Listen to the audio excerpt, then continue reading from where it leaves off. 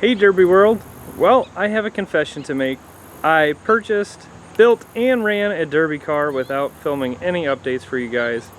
And that was never my intention, but here we are. I made some last minute decisions, and I'll give you the whole backstory as we walk around. But this car right here is a 2002 Pontiac Grand Am. Had a family member who had a contact that knew a guy who knew a guy kind of thing, and they were looking to get rid of this car. It had a decent coolant leak from the engine block. Not entirely sure what it was, but perfect candidate for Derby. She was pretty rusty and crusty underneath, and again, just the price was right. I couldn't turn it down. So I bought that last year during the middle of all the craziness that was going on, and just stuck it in the backyard and never filmed a video on it because I wasn't really sure what and when and how it was going to go down and when we were going to run this thing. But I purchased it with the intention of doing what's called a windshield class, which if you guys watch our videos, you'll know that's a very street stock style build. The front wheel drive cars, you really can't do much to them other than just basically remove all the exterior chrome and lights and all that kind of stuff, wire the doors shut, change the bumper if it's plastic, and that's about it. You have to run street tires. We were allowed to run donuts on the back. But needless to say, the story went that it sat in my backyard up until Labor Day, which was literally like 4 days ago, or 5 days ago now, I guess. And I just really wanted to run my hometown fair. Fulton County is my hometown, and that's where I grew up, and that's where I really got exposed to Derby every year, and my dad ran there for years. And so I always try to run there every year, at least have something out on the track. And they added windshield class this year, and I discovered that on Labor Day. So quickly threw this thing together over the next couple evenings because we filmed Van Wert. So we started stripping this thing that morning and then spent the next 2 evenings building this thing in the shop by myself, and here we are. So it is rough. We ran it, ended up finishing in the middle of the track. You'll see we snapped a spindle on the front, and there's a lot of rust going on. I'm not entirely sure if it's worth fixing or not, sadly, because of some of the things I am seeing and separating on the side of the car and in the back. So we may just fix it enough to get it off the trailer because we need to get ready for the next Derby, or we may just haul it away for scrap prior to that. We'll see exactly how it all goes down, which would be kind of sad because again, only got to run it for a few minutes and put on some good hits and had some fun. And when you see Fulton County's videos, which will probably go live before this one, you'll see this car run. So, of course, in typical All For Him Racing fashion, we painted the thing up with some pretty crazy paint. I'll try to see about maybe flashing some photos and things up on the screen for you guys, just to show you what it did look like beforehand. Now, this car did have one of those fiberglass bumpers on the front of it. At least I believe it's fiberglass and not the plastic. It may have been plastic actually, but anyways, we were allowed to swap it if that was the case with a steel, comparable steel stock bumper. So this one was off of a, I believe it was a Chevy Traverse. I just don't remember the year.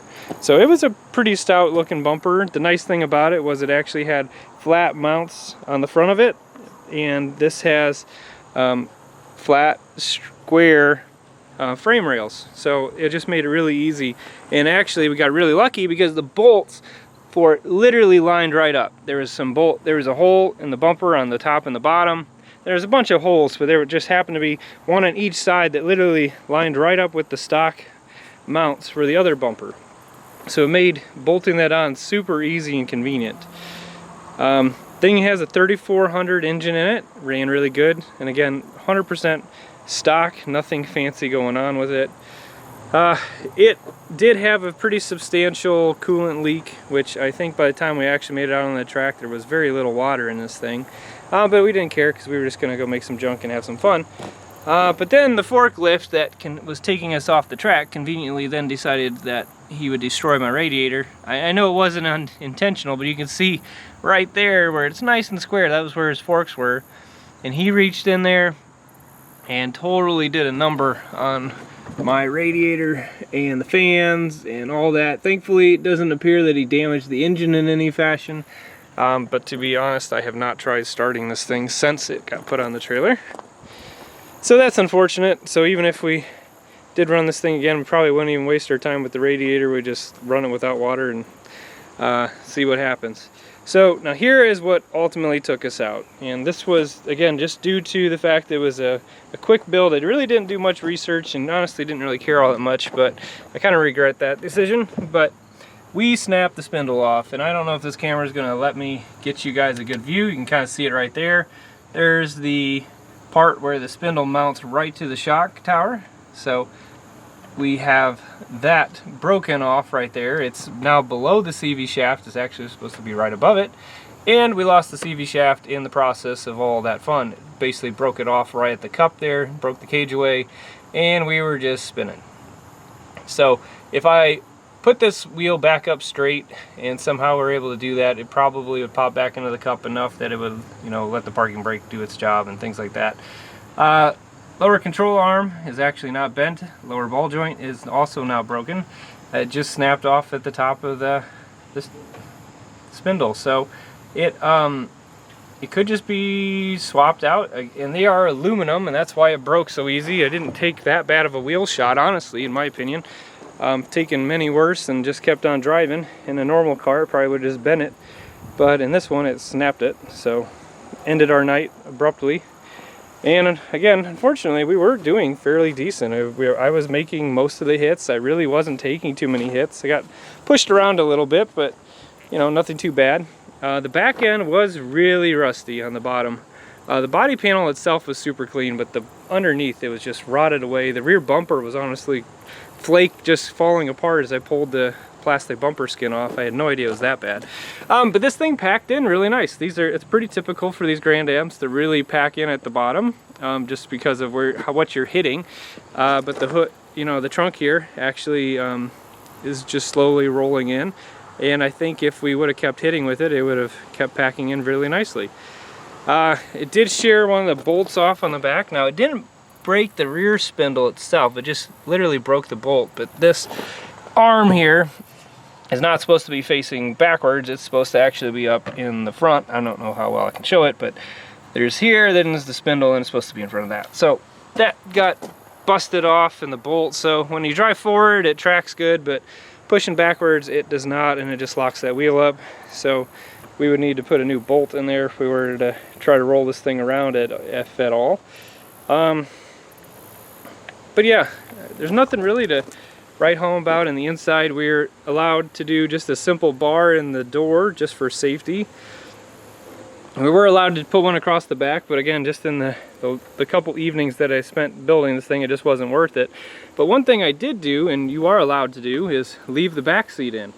Now, some people have different opinions about this, but my personal opinion is that for these really stock builds, the seat can actually help you and be cross support from side to side. So as you get hit from the side, the seat will take so much, and then it's going to start pushing back, kind of like a roll cage. So since we were allowed to leave the rear seat in, I left both the upper cushions and the lower cushions in, just again to help absorb that impact. And you can see it actually, it's kind of hard to see in the video, but that door packed in tight against the seat and then stopped. So I think my theory of that, in fact, was correct. Ran a simple strap across the back of the seat, both for support to help against the hits, but then also just give me something to hang on to. Standard automatic transmission right there, the shifter, and the e-brake, which if you guys remember our figure 8 car that we used to run for a number of years, that one had an e-brake as well in that same location. So what I actually did out on the track, when you guys watch the video, you have to try to look for it, because I did it kind of sneaky here and there, but I pulled the e-brake to whip the back end around really quick and then keep driving the other way. So it allowed me to maneuver a little bit quicker than some of the other guys, and I think that was, and also was just a lot of fun. I'll try to show it here, but then we were also allowed to move the battery inside the car as long as it was fastened to the floor and covered. So we just did the cheap route, which is just bought one of those simple plastic battery boxes, bolted it to the floor, and then we then went to Rural King, purchased the cheapest set of 4-gauge jumper cables that they had, and we cut the ends off and used that as our lead extension. So that way we could tap right in to, I don't know if I can get a good view of it, I wish I could. This is where I wish I would have filmed a little more. You maybe could see in there, but we used butt splices and then spliced into the existing wiring from the harnesses, and then reused butt splices again at the battery, so we could use the original terminals and termination for the battery cables, but we extended them using the 4-gauge jumper cable wire, which was really cheap. I think I bought it on sale for literally a pair of jumper cables for $5. Can't even buy the wire for that. I don't know how they can make them that cheap, but anyways, they were on sale for $5, so picked it up, cut the ends off, and just used that as our lead extension. So little tip for anybody who's building a windshield car, that is actually a really cheap route to go, and it honestly worked perfect. Never had a bit of issue, and gave me that much more clearance up in that corner and protected my battery from being knocked out. All the electrical components we left alone. Obviously we did the normal little stuff that you should do, and if you're not doing it, you guys should think about it, is you pull all the auxiliary fuses that you're not using. So in our case, we cut all the wiring for the tail lights and the headlights and marker lights, radio, and all that kind of stuff. We pulled all those fuses, so that way there wouldn't be any chance for shorts should a wire get cut, or in this case we actually cut the wires ourselves. But that just gives you that extra little piece of something to make sure that you don't get knocked out for something silly like a shorting wire and takes out your whole harness. So definitely pull all the fuses that you can that are not used, especially the airbag ones. And general rule of thumb is if you can easily remove the airbags, in this case you have to remove the one from the driver's side. The passenger was actually optional, but we took it out because it just seems like such a dangerous idea to have that panel just go flying in your face or right by you. I mean, it makes for interesting video when I'm out filming an event, but please guys, just take them out. It's not that much work. I literally took 3 bolts to take the glove box out, and then there were literally like 2 or 3 bolts holding it from the bottom side. Again, it took maybe 10 minutes and that airbag was gone. And one less thing to have to worry about, and nobody was hurt. And then just, you know, some foam in the door, just for my protection. Not everybody likes to run that, but I've been doing this long enough that a little bit of padding never hurts anybody. And I am, you know, today is the day after for the Derby, and this is the day when you should be really sore. And I'm just a little stiff in the back, and that's it. And I owe it to, I think, just the fact that I was putting on a lot of hits, but also things like that foam that just protect me. So again, super simple, straightforward build, very stock, and same thing. It was running the street tires that were on it, and conveniently it already had steel rims. The guy that bought this car honestly bought it for the rims and some of the extra chrome pieces. So, and then he's like, oh, I hope it's okay that it has steel rims. I'm like, that's perfect. So I have now a set of steel rims for this thing. Didn't lose a single tire. So I'm honestly kind of considering maybe building another one of these things, because I think these cars are generally pretty cheap to pick up. Ran good, and if I swap the spindles, which if you do some research, a late 90s Buick spindle is supposed to bolt right up to this. Now you have to keep the original bearing and CV shaft that is on this car, but supposedly you can just swap out those spindles and be good to go. So if we do in fact try to piece this thing back together, that is what we're going to do. We're just going to get some steel spindles, swap out the ones that are here, a new CV shaft, and this thing would be 100% ready to run again at least once. Now what has me a little concerned, sorry guys, I'm jumping all around here, is the amount of rust that is on this side. And this is why I'm not sure if it's even worth me running it again. Alright, so the lower rockers are basically gone. We had the fiberglass that was covering that and just left it, those decorative pieces. But now that that's removed, you can see that is literally rotten away. And I haven't really taken a close look at it, but I believe that is the floor separating right there. And if that is in fact the case, then this thing is just going to be done. It's not worth my time to even try to piece together, because a few more hits and that's going to rip and drop right to the ground. And you see that right there? That is my stock gas tank. Now, you can, depending on where the rules, what rules you run, you can move the gas tank inside the car. So, could this be mitigated? Yes. But because it was in front of the rear axle, I just decided to run it and say heck with it and just went for it.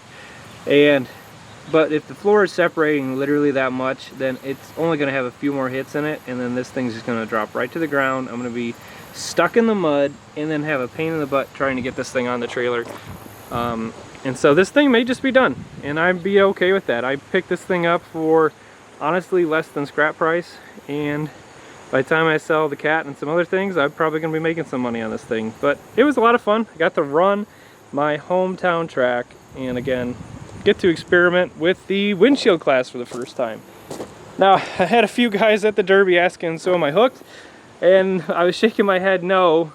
But, you know, at the same time, I would not be opposed to throwing one of these together again. I just know for my own sanity, I need to not wait before 2 days before the Derby to decide to do it, because I spent most of the time just stripping the car down. The building aspects of it were super easy and simple. Honestly, I think you could in an afternoon build one of these cars, especially if you already had it all stripped out. It'd be no problem. I spent probably 3 or so hours on the paint because, again, I just like to go all out for the paint. And again, hopefully we'll have added some pictures to this video so you guys can see what it looked like when it was all fresh and good. And then check out the video of the heat. It was windshield heat #1 from Fulton County 2021. So definitely check it out. We'll put a link probably to that heat in the description as well. And I'm just gonna close this video with saying sorry guys. I wish I would have filmed this thing before we built it, and then during the build a little more. But at the same time, I just wanted to run my hometown track. I've been so busy filming for you guys that I honestly just wanted to be out on the track, and I just was literally building this thing up until the last minute. I was still wiring stuff and doing modifications after I already had it on the trailer and loaded it up. So we were just glad to make it and participate, and here we are. So there you go guys, there is a walk around of the Derby car that we bought, built, and ran before we filmed any videos for you guys. Hopefully you liked the video. If you did, give us a thumbs up. Consider subscribing if you've not already done so. And I just want to take and make a sincere thank you for all of your support this past year and previous years. We could never be where this channel is without your support, and we are looking forward to hopefully being able to do more and more for you guys. We've been hitting it hard, filming a ton of events for you, and hopefully we can get back out in the shop building some different projects for you and do another build series. We already purchased another car and did some trading, so we have a car that's sitting around. You will see some builds updates for that one coming soon, and the Derby truck is going to be making an appearance back out on the track. Hopefully get a video of that for you guys. So until the next video, we'll talk to you later.